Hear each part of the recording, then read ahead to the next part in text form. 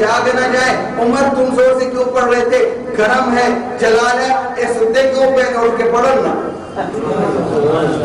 اے ستے کیوں پہنے اٹھ کے پڑھتے کیوں نہیں؟ تو یہ ایک ہوتا ہے جلال، ایک ہوتا ہے جمال. تو میرے نبی علیہ الصلوۃ والسلام نے عرض یہ کر رہا تھا کہ مسجد سے میدان کارزار میں صحابہ کا لشکر ملٹری فورسز کو بھیجا ہے تو میرے نبی نے اس کے لیے مرکز اور منبع مسجد کو بنایا ہے. میرے نبی نے داعیوں کی جماعت بھیجی ہے تو مرکز مسجد نے نبی سے بھیجی ہے. میرے نبی نے دین کی سربلندی کے لیے کاذبین کے ساتھ مناظرے کے لیے اپنے مناظرین صحابہ کو بھیجا ہے تو مسجد نبوی سے بھیجا ہے. میرے نبی نے اگر کہیں تبلیغ کے لیے گئے ہیں تو پہلے مسجد میں آئے ہیں. سفر کے لیے گئے ہیں تو پہلے مسجد میں آئے ہیں. سفر سے واپس آئے ہیں تو پہلے مسجد میں آئے ہیں. بچوں کو والدین کا ادب و احترام سکھایا تو مسجد کو مرکز بنایا.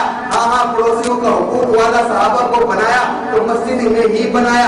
ذکر والا بنایا تو مسجد ہی میں بنایا. ہاں علم و عمل والا بنایا تو مسجد ہی میں بنایا. مجاہد بنایا تو مسجد ہی میں بنایا. مبلغ بنایا تو مسجد ہی میں بنایا. ابن عباس کو مفسر بنایا تو مسجد ہی میں بنایا. ہاں اور اسی طرح ابو ہریرہ کو محدث بنایا تو مسجد ہی میں بنایا. ابن عمر کو محقق بنایا تو مسجد ہی میں بنایا. عبد الرحمن ابن عوف کو اور معاویہ کو مدبر اور سیاستدان بنایا تو مسجد ہی میں بنایا. لوگوں اسلامی معاشرے میں مسجد کا یہ کردار ہے کہ یہاں سے دین کے ہر شعبے کے لیے تمہیں محافظین ملیں گے. مسجد کا یہ کردار ہے معاشرے پر. ہاں لوگوں توجہ کرنا، غور کرنا.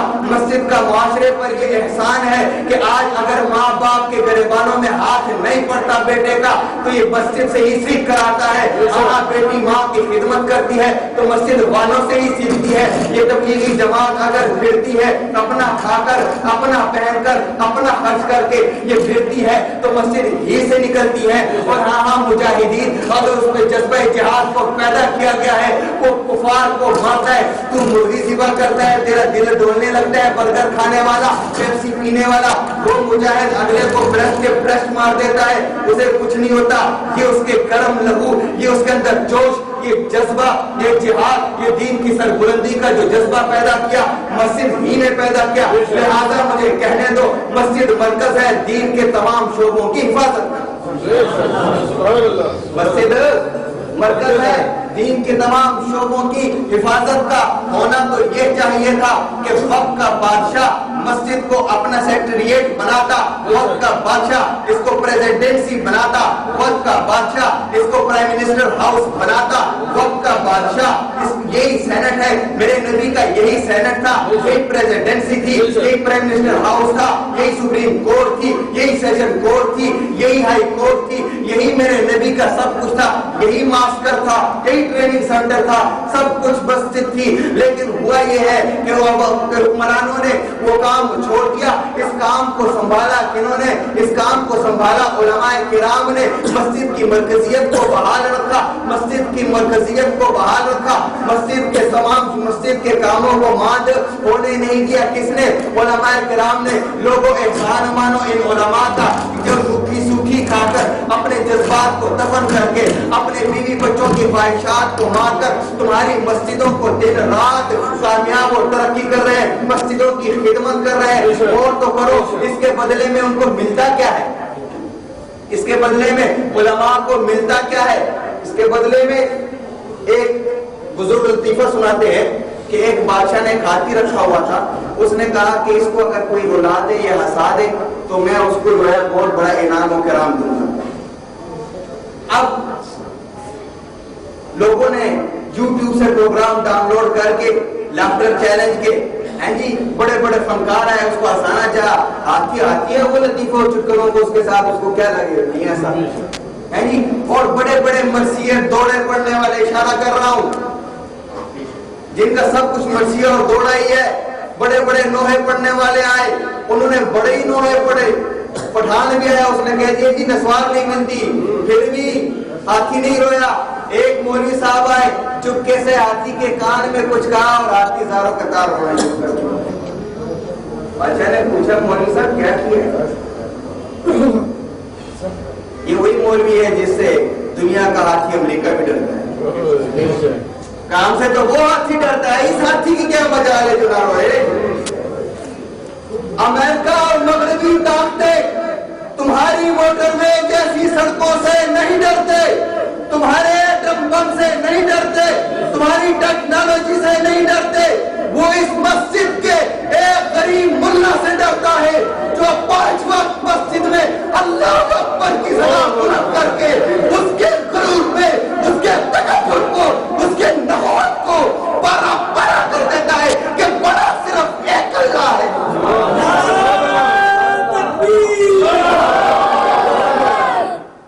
مولوی صاحب نے چٹکلا سنا، بات کی، رونے لگ گیا۔ بادشاہ نے پوچھا کیا کہا؟ کہا جی میں ہوں اپنی تنخواہ دسی،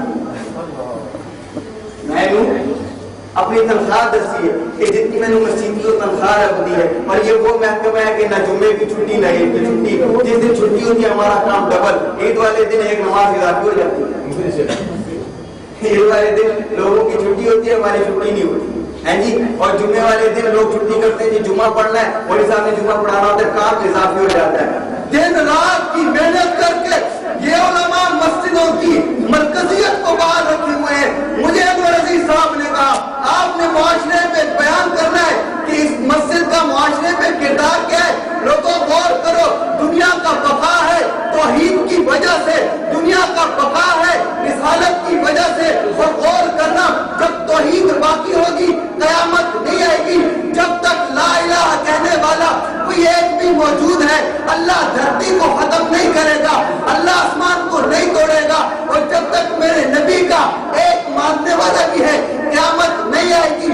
غور کر، تیری اس دھرتی کا وجود مسجد کی وجہ سے قائم ہے، تیرے سر پہ آسمان تنا ہوا مسجد کی وجہ سے ہے، تیرے پیر کے نیچے بچھی ہوئی زمین مسجد کی وجہ سے ہے، تیرے پھولوں میں خوشبو مسجد کی وجہ سے ہے، ہاں تیرے کھیتوں میں لہلہاتی فصلیں مسجد کی وجہ سے ہے، تیرے کوثاروں کی بلندی مسجد کی وجہ سے ہے، پھولوں میں رنگ مسجد کی وجہ سے، آم میں مٹھاس مسجد کی وجہ سے، انگور میں کھٹاس مسجد کی وجہ سے، تتلیوں میں رنگ مسجد کی وجہ سے، تاروں میں جگمگاہٹ مسجد کی وجہ سے، سورج کی تپش مسجد کی وجہ سے، یہ کھیت کلیاں یہ سب مسجد کی وجہ سے، کیونکہ ان مسجدوں نے توحید کو بقا دی ہے، رسالت کو بقا دی ہے۔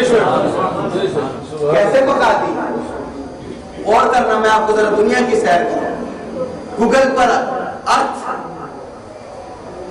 کو آپ کریں، سرچ کریں تو آپ کو ایک عجیب و غریب قسم کی حقیقت آپ کے سامنے ہے۔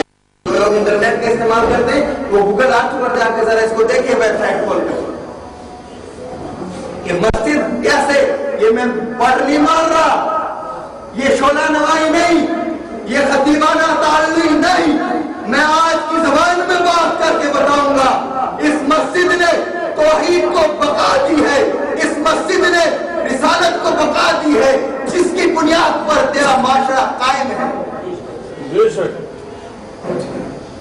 انڈونیشیا قرۂ ارض کا انتہائی مشرقی ملک ہے، انتہائی مشرق میں انڈونیشیا واقع ہے، اور یہ ملک لگ بھگ 18 کروڑ کی اس کی آبادی ہے۔ یہ 4-5 سال پہلے کا سروے ہے۔ اس ملک میں چھوٹے چھوٹے جزیرے ہیں، جاوا، سیلبیز، بورنیو، سماٹرا، کئی اس کے جزیرے ہیں۔ اب توجہ کریے ذرا خیال سے، اگر وقت ہے نا، جب میں یہاں پابند تھا مسجد کا تو میں وقت کی پابندی کرتا تھا، اب میں یہاں کی پابندی سے آزاد ہوں، وقت کی پابندی بھی نہیں کرتا۔ میں 210 کلومیٹر کا سفر طے کر کے آیا ہوں، اور 1 کلومیٹر کے بدلے میں آدھا منٹ بھی مجھے دیں تو 3 گھنٹے میں، اور پہاڑی لوگ بڑے مہمان نواز ہوتے ہیں، مہمانوں کی بڑی قدر کرتے ہیں۔ میں آپ سے پیسے نہیں مانگے تو وقت مانگا۔ انڈونیشیا کے جزائر میں، مشرقی جزائر میں جب طلوع سحر ہوتی ہے، اذانوں کا سلسلہ شروع ہوتا ہے، یعنی طلوع سحر فرض کریں آپ 5:30 بجتے ہیں مشرقی جزائر میں سیلبیز کے، وہاں پر مؤذن اٹھتا ہے، اللہ اکبر اشہد ان محمد رسول اللہ کی جو صدائے وہ اس وقت عین ڈھاکہ میں رات کے 2 بج رہے ہوتے ہیں. ڈھاکہ میں کیا ٹائم ہو رہا ہوتا ہے؟ رات کے 2 بج رہے ہوتے ہیں. اب آپ توجہ کرنا، ذرا غور کرنا. یہ مشرقی جزائر سے مؤذن اٹھتا ہے، توحید و رسالت کا اظہار و اقرار کرتا ہے. یہ اذان کچھ منٹوں کے وقفے سے چلتی ہے مغربی جزائر کی طرف. یہ 1.5 گھنٹہ کے بعد جکارتا پہنچتی ہے. اس میں سیلفیز اور جکارتا کے درمیان میں 1.5 گھنٹے کا فرق ہے. یہ 1.5 گھنٹے سے یوں اذانیں چلتی ہیں مغربی جزائر کی طرف چلتے ہوئے. یہ جکارتا پہنچتی ہے اور پھر ادھر سے سماٹرا کے مغربی جزیروں میں، دیہاتوں اور قصبوں میں ابھی مؤذن نے اللہ اکبر کی صدائیں بلند نہیں کی ہوتی.